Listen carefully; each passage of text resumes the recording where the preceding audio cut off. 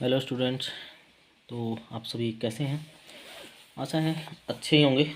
परीक्षा का दौर यमराज की भांति क्षण प्रति क्षण बिल्कुल नज़दीक आ रहा है और इसी बीच हम आपके बीच आज कविता लेके आए हैं कन्यादान, जो कि कवि ऋतुराज द्वारा रचित हैं। तो आधुनिक हिंदी के जो कवि हैं उन कवियों में सम्मिलित कवि ऋतुराज, जो कि 1940 में भरतपुर राजस्थान में जन्मे, अंग्रेजी विषय से एमए किया, कुछ समय तक अध्यापन कार्य किया और उसके बाद साहित्य सर्जन से जुड़े हुए हैं। इनकी जो महत्वपूर्ण रचनाएं हैं उसमें एक मरणधर्मा और एक अन्य मरणधर्मा और अन्य, ये एक रचना है पूरी। पुल पर पानी, सूरत नीरद, लीला मुखारविंद। और इनको अभी तक ऋतुराज जी को जो पुरस्कार प्राप्त हुए हैं उनमें जितना लिखा हुआ मिलता है उनमें सोमदत्त परिमल सम्मान है, मीरा पुरस्कार है, पहल सम्मान और बिहारी पुरस्कार है, ये देखने को मिलते हैं। ऋतुराज की जो भाषा है वो सहज सरल एवं व्यवहारिक हिंदी भाषा है, जो लोक जीवन से पूर्ण तरह जुड़ी हुई है और उसमें तद्भव शब्दों का प्रयोग देखने को मिलता है।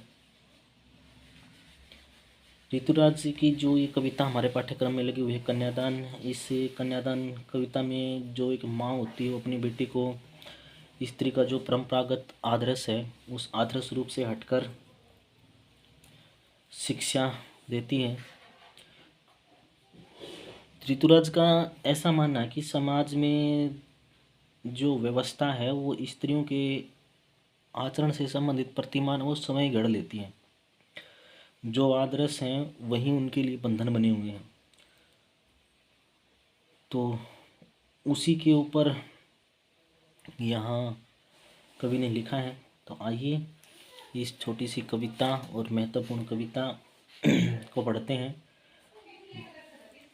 मुक्त छंद में रचित ये कविता है ऋतुराज द्वारा। तो देखते हैं इसकी पहली पंक्तियाँ। कितना प्रमाणिक था उसका दुख लड़की को दान में देते वक्त। प्रमाणिक होता है वास्तविक, जिसे हम यथार्थ कहें। जैसे वही उसकी अंतिम पूंजी हो। लड़की अभी सयानी नहीं थी, अभी इतनी भोली सरल थी कि उसे सुख का आभास तो होता था लेकिन दुख बांटना नहीं आता था। पाठिका थी वह धुंधले प्रकाश की, कुछ तुकों और कुछ लयबद्ध पंक्तियों की। तो इसमें जो शब्द आए हैं तो प्रामाणिक लिखा हुआ है। में प्रामाणिक शब्द का अर्थ है वास्तविक, सच्चा, यथार्थ या वास्तविकता। सयानी का अर्थ है समझदार, आभास, अनुभव, पूंजी, धन, बाँचना, पढ़ना, धुंधले, अस्पष्ट, लयबद्ध, लय में बंधी हुई। तो यहाँ तक की पंक्तियों को समझने का हम प्रयास करते हैं। कवि कह रहा है कि कितना प्रमाणिक था उसका दुख लड़की को दान में देते वक्त, जैसे वही उसकी अंतिम पूंजी हो। कि एक माँ है, जब वो माँ अपनी पुत्री का कन्यादान करती है तो उस समय जो उसका दुख होता है वो इतना वास्तविक और सच्चा होता है कि उसे लगता है कि वो उसकी आखिरी पूंजी है, किसी को दान में दे रही हो। फिर कवि कहते हैं क्यों, अर्थात ऐसा कवि ने कहा इसलिए है क्योंकि माँ अपने कलेजे का जो टुकड़ा है बेटी, उसको पराए हाथों में दान देती है तो उस समय उसको ऐसा लगता है कि जो मैंने अपनी पुत्री को सभी संस्कारों से भरा था, आज वो मेरी आखिरी संस्कार रूपी पूंजी पुत्री किसी और के हाथों में जा रही है। इसलिए उस समय जो माँ को दुख होता है उस दुख के यथार्थ अनुभव का यहाँ वर्णन करें कवि। लड़की अभी सयानी नहीं थी, अभी इतनी भोली सरल थी कि उसे सुख का आभास तो होता था लेकिन दुख वाचा नहीं आता था। तो कि जिस अवस्था में उसका विवाह किया जा रहा था उसमें वो ज़्यादा समझदार नहीं हुई थी। वो इतनी भोली भाली थी, इतना सरल स्वभाव था कि उसे समाज के जो छल कपट हैं उनका ज्ञान नहीं था। उसे ये तो आभास था या एहसास था कि सुख क्या होते हैं, क्योंकि उसने अपने पिताजी के घर पे सुख को देखा है, लेकिन उसे ये एहसास नहीं था कि दुख क्या होते हैं। उनको पढ़ना बाँचना उसने सीखा नहीं था। पाठिका थी वह धुंधले प्रकाश की, कुछ तुकों और कुछ लयबद्ध पंक्तियों की। तो पाठिका होती है पढ़ने वाली, जिसको अध्येता कहें। तो माँ कह रही है कि अपने आप पर हुए जुल्मों की वो पीठिका थी या पाठिका थी, अपने आप पर जुल्मों की पीठिका थी। उसने हर दुख को सहा था, समझा था। वे दुख आज भी धुंधले प्रकाश की तरह याद आ रहे हैं। अर्थात माँ आज अपने बारे में यहाँ बात कर रही है कि जिस प्रकार मैं विवाहित हुई थी और उस समय मुझे जो दुख मिले थे या जुल्म सहन करने पड़े थे, वो मुझे आज सारे याद होके आ रहे हैं, क्योंकि स्त्री को उधर जाके दुख ही झेलने पड़ते हैं। वे दुख आज उन्हें धुंधले प्रकाश की तरह याद आ रहे हैं। क्यों? क्योंकि स्त्री होने के कारण उसे समाज द्वारा जिन यातनाओं को अपने पति के घर में विवाह उपरांत सहना पड़ा था, वह उससे अच्छी तरह परिचित थी। और वही सब उसको इस समय याद आ रहा है अपनी बेटी को दान में देते वक्त, क्योंकि उसकी पुत्री उसी राह से गुजरने वाली थी जिस राह से उसकी माताश्री गुजर के आई हुई हैं। क्यों? क्योंकि जो ये समाज के आदर्श हैं यही कारागार का रूप धारण कर लेते हैं। माँ अपनी बेटी को विदा करते समय इन बातों को याद करती हैं। इसका यहाँ वर्णन हुआ है, तो आप इसके प्रसंग में लिख दी कि कवि ने एक माँ के कन्यादान के समय जो वास्तविक अनुभव हैं उन अनुभवों का वर्णन किया है। शिल्प सौंदर्य में लिखें कि भाषा सहज सरल हिंदी भाषा है, लाक्षणिकता का प्रयोग हुआ है, मुक्त छंद है, बस बिंब योजना सार्थक एवं स्टिक है। आगे चलते अगली पंक्ति की ओर। माँ ने कहा, पानी में झांक कर अपने चेहरे पर मत रीझना। रीझना का अर्थ है खुश होना। आग रोटियां सेकने के लिए हैं, जलने के लिए नहीं। वस्त्र और आभूषण शाब्दिक भ्रमों की तरह बंधन है स्त्री जीवन के। भ्रम दुविधा होती है। माँ ने कहा, लड़की होना पर लड़की जैसे दिखाई मत देना। अर्थात माँ कह रही है कि हे पुत्री, पानी में झांककर अपने चेहरे पर मत रीझना। अर्थात पानी में झांककर अपने चेहरे पर अपनी सुंदरता देख के खुश मत होना।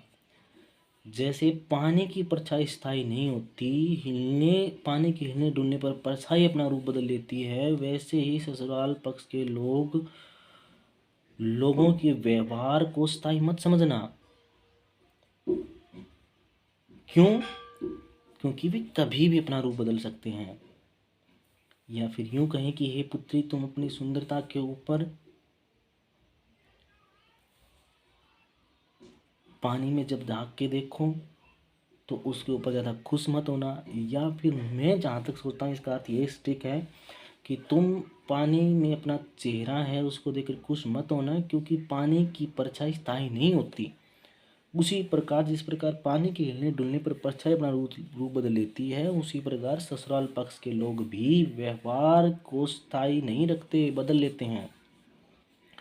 आग रोटियां सेकने के लिए हैं, जलने के लिए नहीं।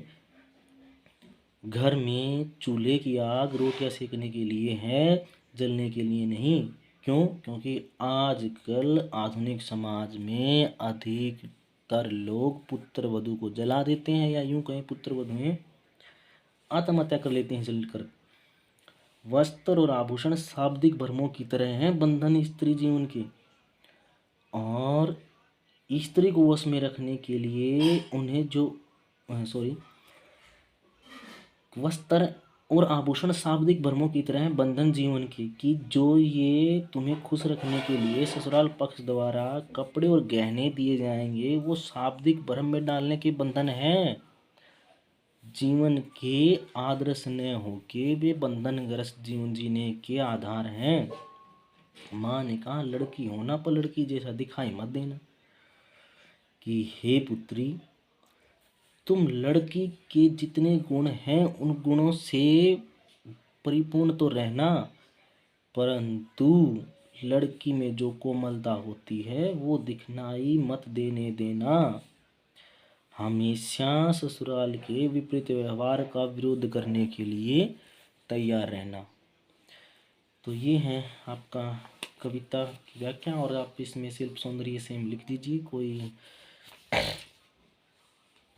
ज़्यादा आपको आवश्यकता है नहीं इसमें और कुछ लिखने के लिए। दूसरे अर्थों में यदि मैं इसको सीधा सा कहूँ तो इस कविता में जो ऋतुराज हैं वो कह रहे हैं कि एक माँ है, वो माँ कह रही है अपनी पुत्री को कि जब आप ससुराल में जाएं तो वहाँ अपने चेहरे की सुंदरता पर मत रीझना। आप अपनी परछाई को जब पानी में देखें तो देखकर ये मत समझना कि जो आपके साथ व्यवहार हो रहा है वो अच्छा हो रहा है, या तुम अपनी जो व्यवहार है ससुराल वालों का उसको सथाई समझ लो। ऐसा मत करना, क्योंकि उनका पानी की परछाई की तरह व्यवहार बदलता रहता है। और जो ये आभूषण है इन पर इतनी ज़्यादा भरम में मत पड़ना, ये तो स्त्री जीवन के बंधन है। और अंत में कहने की लड़की तो होना पर लड़की जैसी कोमलता वो मत दिखाई देना। अब इस कविता को यदि एक और अर्थ में आप लोगों के सामने रखूं तो वो ये है पूरी कविता का जो अर्थ, जो कवि है वो कह रहा है कि माँ ने अपने जीवन में जिन दुखों को सहन किया था वो दुख अपनी बेटी को कन्यादान करते समय वो बताना आवश्यक समझती हैं, और वो अपनी बेटी को शिक्षा दे रही है कि आज के युग में बेटी के विवाह के समय कुछ सामान देना ही पर्याप्त नहीं होता, बल्कि उसे जो उसके जीवन में गुजरे हुए जो अनुभव हैं खुद के वो भी अवगत करा देने उचित होते हैं। तो उन अनुभवों को बता रही है कि जब पुत्री को दान दिया जाता है तो वही उसकी अंतिम पूंजी सी लगती है, क्योंकि माँ अपनी पुत्री को संस्कारों से गढ़ती है। और दूसरी ओर कहती कि भले ही उसकी बेटी का वो विवाह कर रही हो आज, किंतु वह विवाह कर तो रही है परंतु उसकी बेटी अभी बड़ी भोली वाली सरल स्वभाव की, उसे जो सांसारिक जीवन है उसके अनुभव नहीं है, दुखों की उपस्थितियों या परिस्थितियों को समझ नहीं पाती उनको, या यूं कहें अनुभव तो कर पाती है, उनको अच्छी प्रकार से पढ़ नहीं पाती, उनसे निकलना उसे नहीं आता। और उसे ऐसा लगता है कि उसे धुंधले प्रकाश में जीवन रूपी कविता की कुछ तुकों व लयबद्ध पंक्तियों को ही पढ़ना आता है, किंतु उसके अर्थों को नहीं खोजना आता। अर्थात एक कन्या भले ही विवाह की योग्य हो जाती है, किंतु उसे दुनियादारी की या ऊंच नीच की समझ पूरी तरह से नहीं है। तो ये आप इसका अर्थ निकाल सकते हैं। दूसरा, वो अपने जो अनुभव हैं उनको पुत्री के सामने बता रही है कि तुम कभी अपने चेहरे को पानी में देखकर अपनी सुंदरता पर प्रसन्न मत होना, या फिर कभी कभी उनकी सुंदरता ही उनके लिए बंधन बन जाती है। ये कह रही है कि दहेज के कारण लड़की को जला दिया जाता है, इस भय के कारण माँ बेटे को कहती है कि आग रोटियाँ पकाने के लिए, जलने के लिए नहीं, तो आप उससे भी बच के रहें। तो इसके 2-3 अर्थ लिए जा सकते हैं, जो मुझे उचित लगता है वो यही है। तो आप लिख दें, जो मैंने आपको समझाया है वही। एक अर्थ अगर सीधा तौर पे लिखा जाए तो ये भी निकाला जा सकता है कि जो कितना प्रमाणिक था उसका दुख लड़के को दान में देते वक्त, जैसे वहीं उसकी अंतिम पूंजी की माँ है वो लड़के को कन्यादान करते समय इस प्रकार दान कर रही है, या ऐसा लग रहा है उसे कि मेरे जीवन की जो आखिरी पूंजी है वो मैं किसी को दान में दे रही हूँ। और उसकी लड़की अभी सियानी नहीं है, अभी इतनी भोली सरल है कि उसे सुख का आभास तो है, दुखों का उसे एहसास नहीं है। वो धुंधले प्रकाश की पाटिका के समान है, जिस प्रकार कुछ तुकों लयबद्धों से युक्त पंक्तियाँ होती हैं उसी प्रकार। फिर माँ कह रही कि तुम अपने चेहरे को पानी में देखकर उसकी सुंदरता पर रीझना मत। फिर कह रही कि जो आग है वो रोटियाँ सेकने के लिए होती है, उसमें जलकर हत्या मत करना। और वस्त्र और आभूषण ये तो स्त्री जीवन के बंधन है। और लड़की के गुणों से युक्त व्यवहार तो करना, परंतु जो ससुराल वाले तुम्हारे साथ दुर्व्यवहार करें तो उनका प्रति उत्तर देना। तो ये बातें हैं। आप इसके 3 अर्थ मैंने बता दिए हैं, जो सा आपको उचित लगे उस अर्थ को आप लिख दीजिएगा। प्रश्न है, आसान है, समझाने वाले हैं ही नहीं कि इनको कुछ समझाया जाए, तो आप इनको बड़ी आसानी से कर जाओगे। तो ये थे हमारे कवि ऋतुराज और उनके द्वारा रचित कन्यादान। अब हमारी काव्य खंड है, उस काव्य खंड से मंगलेश डबराल अंतिम कवि बचे हुए हैं। फिर ये जो हमारा काव्य खंड है ये पूरा हो जाएगा, और इस काव्य खंड के अंतिम कवि संगतकार को हम अगली वीडियो में पढ़ेंगे। तब तक के लिए नमस्कार। पढ़ते रहिए, मुस्कुराते रहिए।